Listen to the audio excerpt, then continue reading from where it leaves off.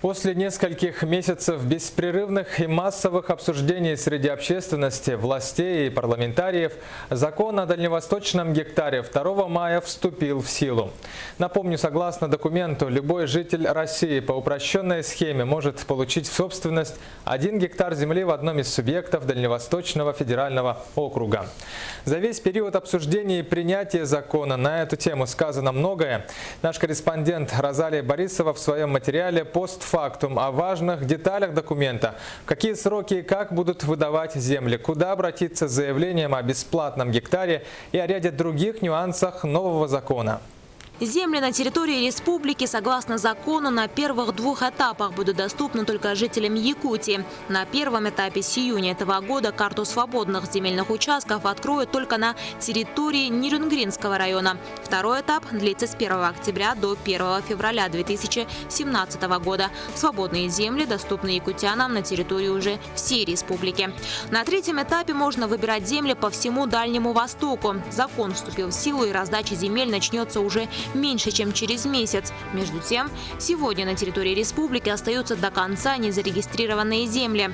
Закон указывает то, что органы местного самоуправления до 1 июня 2016 года они должны обеспечить размещение в средствах массовой информации уведомления о необходимости направления подобными гражданами тоже своих сообщений, уведомлений в уполномоченный орган о наличии у них прав на подобные земельные участки.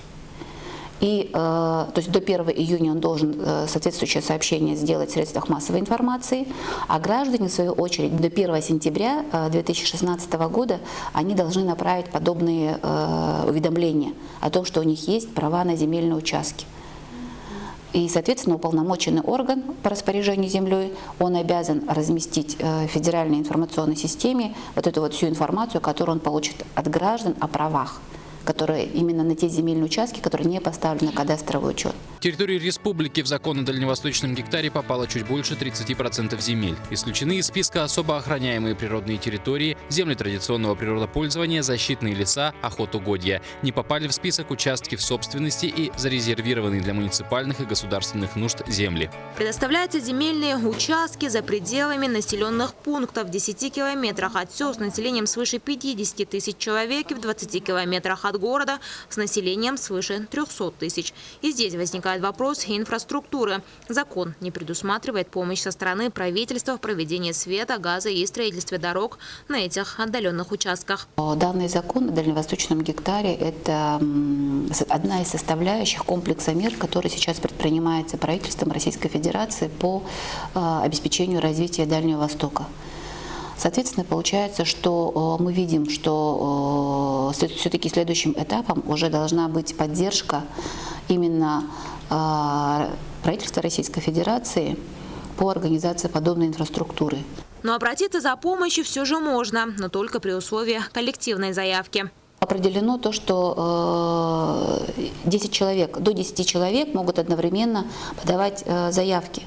Но вместе с тем в законе оговорено, что в случае, если до 20 существует сформированных смежных земельных участков, то данные граждане они могут уже обращаться с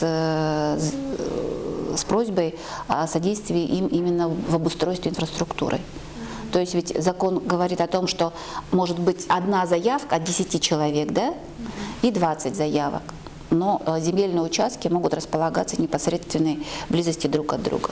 Для получения земельного участка документы можно подать в многофункциональные центры, отправить заявку по почте, подать заявку электронно. Выбрать себе участок гражданин может на сайте надальневосток.рф.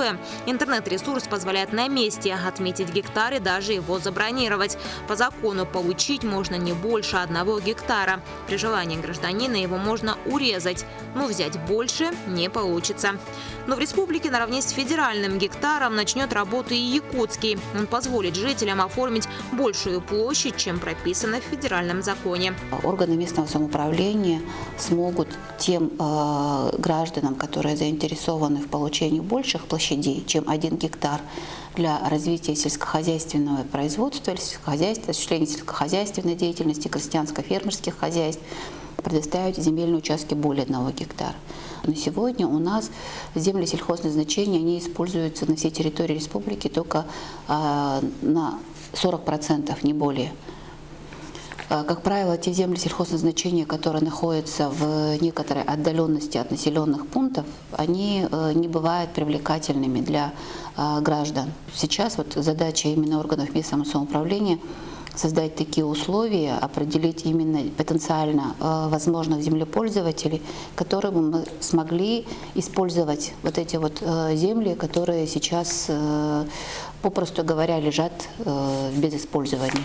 Заниматься на выбранной бесплатной земле можно сельским хозяйством, бизнесом и любым другим видом деятельности, не запрещенным законом страны. Но в каждом отдельном случае существуют свои ограничения. Допустим, если будут находиться под этим земельным участком полезные ископаемые, то этот человек он должен будет иметь право, получив соответствующее разрешение либо лицензии в соответствии с законом о недрах.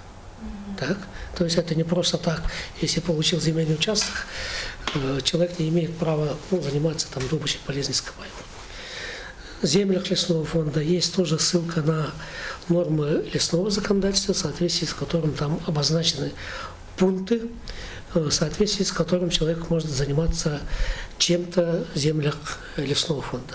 Это, возможно, и заготовка древесины, но за исключением сплошных рубок, там заготовка живицы, там ягодных, лекарственных, сбор лекарственных трав и так далее, и так далее.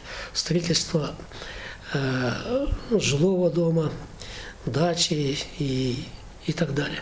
В собственность земля передается по истечению 5 лет пользования. Что касается земель лесного фонда, через 15 лет. 5 из них предоставляется на безвозмездное пользование, еще 10 на правах аренды. До оформления документов обладатели гектаров должны отчитываться об использовании земель. Человек обязан по истечении 3 лет представить декларацию об использовании той или иной территории. При этом вот, буквально с этого момента начинается проверка использования этих земельных участков. Ну, то есть соответствующие инстанции в землях, допустим, лесного фонда будут проверку осуществлять инспектора лесного хозяйства, ну, в других землях другие службы. По истечении этого срока, если земля не будет освоена, то ее отберут. При должном использовании участки оформляются в собственность. Гектар можно будет передавать по наследству или продавать, но не иностранным гражданам. Розалия Борисова, Василий Слепцов, Якутия. День за днем.